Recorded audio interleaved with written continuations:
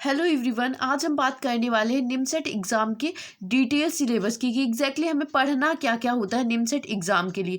तो यहाँ पर सबसे पहले मैथ का जो टॉपिक है वो डिस्कस करने वाले हैं। तो पहले हम देख लेते हैं मैथ में टोटल कितने टॉपिक होते हैं। निमसेट एग्ज़ाम में मैथ जो है वो 50 मार्क्स का क्वेश्चन पूछा जाता है। ये वीडियो मैं पहले ही प्रोवाइड करा चुकी हूँ आपको, आप मेरे चैनल पर जाके देख सकते हैं। और यहाँ पर जिसमें निमसेट के बारे में ऑल इन्फॉर्मेशन है और यहाँ पर हम सिलेबस की बात करेंगे, उसमें भी मैंने डिटेल सिलेबस की बात नहीं की थी। और यहाँ पर अब हम डिटेल सिलेबस की बात करने वाले हैं। जैसे मैथ में हमारा 50 क्वेश्चन का पूछा जाता है मैथमेटिक्स, तो इसके अंदर algebra, trigonometry, calculus, coordinate geometry, set theory, probability and statics and vector पूछा जाता है। अब इसके अंदर कौन कौन से टॉपिक है ये हम देखेंगे। फर्स्ट टॉपिक अलजेब्रा है। अलजेब्रा के अंदर हमारा इंडेक्सिंग एंड एल्गोरिथम्स पूछा जाता है। लीनियर कोऑर्डिनेट इक्वेशन पूछा जाता है। एपी, एचपी एंड जीपी जो ये हमारी गुणोत्तर श्रेणी वगैरह होती है वो भी पूछा जाता है। फिर डिटर्मिनर्स एंड मैट्रिक्स पूछा जाता है। सेट थ्योरी पूछा जाता है। और हाँ, जो निमसेट एग्जाम है उसका जो पेपर पैटर्न होगा वो आपका इंग्लिश मीडियम होगा। अगर आप मीडियम की बात करें तो सिर्फ एक ही मीडियम में होता है, वो हमारा पूरा जो एग्जाम है वो इंग्लिश में कंडक्ट कराया जाएगा। ओके, तो यहाँ पर हमारा आता है permutation and combination and probability. अब हम आते हैं ट्रिग्नोमेट्री के अंदर। ट्रिग्नोमेट्री में जो है हमारा, तो यहाँ पे ट्रिग्नोमेट्री फंक्शन, ट्रिग्नोमेट्री इक्वेशन, आपको मैथ बहुत अच्छे से प्रिपेयर करना है। एक बात मैं आपको और बता देती हूँ, क्योंकि यहाँ पे जो मैथ है हमारा, मैथ से 50 क्वेश्चन आते हैं जो कि 600 मार्क्स के होते हैं। सो आपको बहुत ही रियरली और अच्छे से इसको प्रिपेयर करना है। Trigonometry equation, inverse trigonometry function, probability and triangle, Heights and distance, ये सब कुछ हमें ट्रिग्नोमेट्री के अंदर जो है कवर करना है। उसके बाद हम आते हैं कैलकुलस में। तो कैलकुलस में हमें फंक्शन, लिमिट एंड कॉन्टिनेंट्स, ये जो है वो हमें कवर करना है। फिर इसके बाद हमारा आता है continuity and differentiability, differentiation, application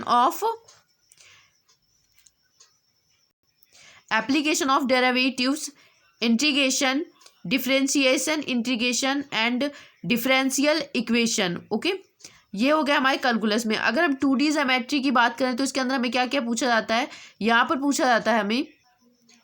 अब हम 2D ज्योमेट्री के अंदर बात कर रहे हैं जहाँ पे हमें रेक्टेंगुलर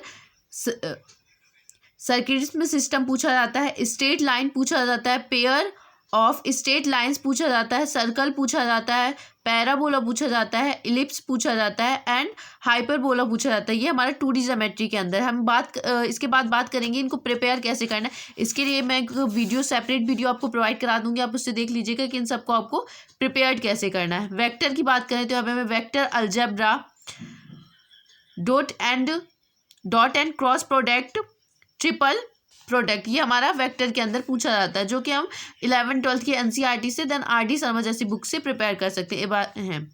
इसके बाद हम बात करें स्टैटिक्स की। स्टैटिक्स में हमारा सेंट्रल ट्रेडिशंस एंड डिस्परेशन पूछा जाता है। फिर हम आते हैं उसके बाद लॉजिकल रीजनिंग। मैथ में बस हमें इतने ही टॉपिक पढ़ने हैं और आपको बहुत सारी बुक लगाने की ज़रूरत नहीं है। मैं आपको हमेशा बोलती हूँ कि आप लॉजिकल रीजनिंग की, अब हम इसके बाद बात करते हैं।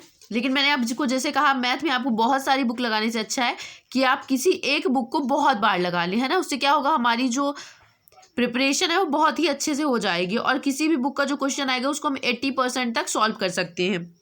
सो इसके बाद हम बात करते हैं लॉजिकल रीजनिंग की। तो लॉजिकल रीजनिंग में हमारा आता है कोडिंग, डिकोडिंग, बोल्ड, तो यहाँ पर मैं coding, decoding test, blood relations and puzzle testing, यहाँ पे आता है हमारा direction sense test, direction sense test and logical venn diagrams, number ranking, decision making, situation reaction test and mathematically operations. फिर इसके बाद आता है inserting the missing ones, logical sequence of words and logics, ये हमें पढ़ना होता है लॉजिकल के अंदर। और क्वांट इसी के अंदर का एक टॉपिक होता है जिसके अंदर हम पढ़ते हैं HCF and LCM, RTO and, तो यहाँ पर हमें आरटीओ एंड प्रोबलेशन पढ़ना है, परसेंटेज पढ़ना है, एवरेज पढ़ना है, problem on age, problem on clock, problem on calendar and number system. ये हमें पढ़ना है किसमें, लॉजिकल रीजनिंग एंड क्वांट के अंदर वाले टॉपिक में। इसके बाद हम आते हैं कंप्यूटर में। इसमें कंप्यूटर की बेसिक्स और डेटा रिप्रेजेंटेशन के हिसाब से मैंने दो अलग अलग टॉपिक में इनको डिवाइड कर दिया, जिसमें हमें पढ़ना organise of a computer, central processing unit, CPU के बारे में पूरा पढ़ना है, structure of instruction in CPU कौन से इंस्ट्रक्शन आ रहे हैं, इनपुट आउटपुट डिवाइसेस सारी पढ़नी है, कंप्यूटर मेमोरी पढ़नी है, बैकअप डिवाइसेस पढ़ने हैं। फिर इसके बाद हमारा आता है data representation, representation of the characters पढ़ना है, इंटीजर एंड फंक्शन पढ़ना है, बाइनरी एंड हेक्साडेसिमल रिप्रेजेंटेशन पढ़ना है, बाइनरी एंड अर्थमेटिकल्स पढ़ना है, addition, subtraction, multiplication, division, simple arithmetical and to comprehension arithmetics पढ़ना है, floating point and representation of number पढ़ना है, Boolean algebra, truth table and venn diagrams. ये पूरा हमारा इसका सिलेबस है। अब हम ये पूरा हमारा सिलेबस, आई होप आपको समझ में आ गया होगा। Thank you.